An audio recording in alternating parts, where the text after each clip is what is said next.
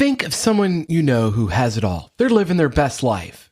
Maybe it's a celebrity that comes to mind, or maybe it's someone you actually know, but they just seem to have it all. What is it? Is it their innate intelligence, talent, good luck? Maybe a combination of all of those? Let's talk about habits and routines that optimize your life on today's Next Simple Step podcast. I'm Paul Goldsmith. And I'm curious, what do you think the most successful people you can imagine do differently than you and I? There's a lot of people who believe that if they just emulate the behaviors of people they admire, they can be just like them. We read books, watch Netflix series, and follow influencers on social media. Right now, morning routines are a very trendy topic. The thinking goes, if you can just figure out the habits of the most successful people, you can be just like them. Unfortunately, I've discovered one massive problem with this theory: Warren Buffett's morning routine. He's one of the richest men in the world, in his 90s, and he goes through the McDonald's drive-thru every morning and gets an Egg McMuffin and a Coke. I'm out. I can't think of anything more demotivating for me. What about you? Feel free to get the Egg McMuffin and a Coke every morning, but individual results may vary. But the point is, morning routines are not the key to his wealth.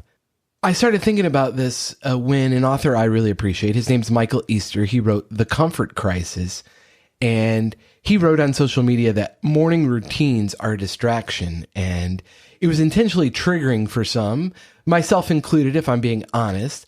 He compared it to an SNL skit with Stefan, using the example of an influencer who tells us to wake up at 4 a.m., have our athletic greens, cold plunge, get 15 minutes of sunlight exposure, then do some breath work, and have your butter coffee, but only after 90 minutes of being awake, and then zone 2 cardio, the list goes on.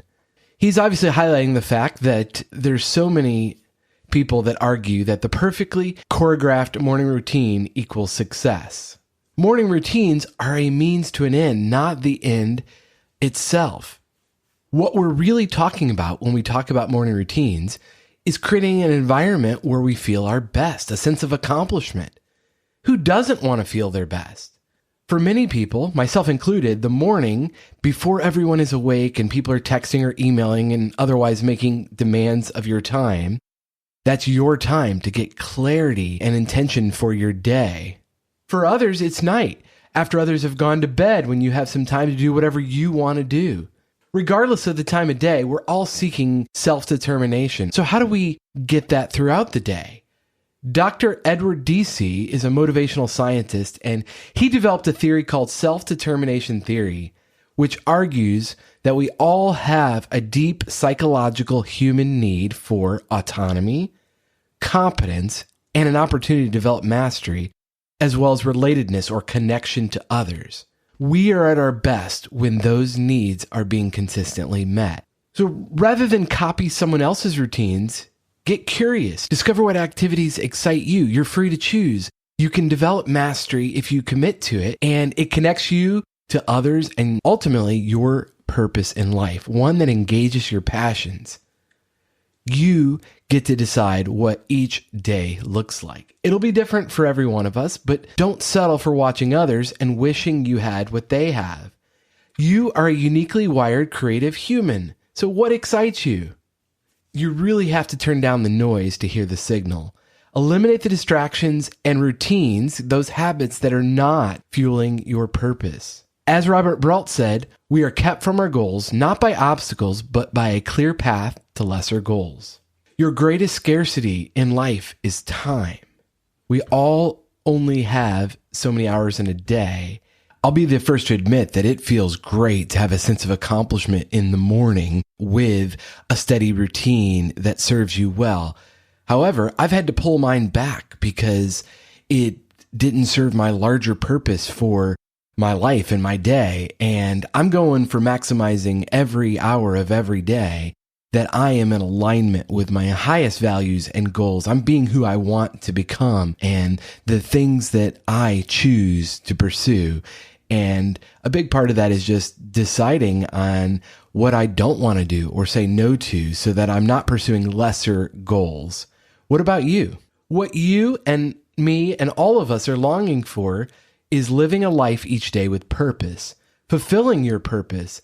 And on the days you get to do meaningful work, you feel better than the ones where you didn't connect your purpose. So the next simple step for you may be determining what that meaningful work is.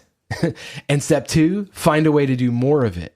Think about 1 year from now, looking back today, what do you want to be better at? What do you want to spend more time doing? And don't wait. Start now. What will you regret a year from now if you don't start and take the next simple step today and the step after that tomorrow? And a year from now, you'll have a year of progress. Only you can answer that. Take stock of your daily habits and routines and make sure they are serving your future self instead of the other way around and you're just doing them because they're old habits, or maybe it was something that worked for you in the past, but the past is behind you. And so whatever steps you take moving forward, make sure they serve your future self. If you want some help thinking through those next simple steps, send me a text to 559-574-3210, and I would be happy to help, offer a complimentary coaching call. Thank you so much for listening, and I'll talk to you next time on the next Simple Step Podcast.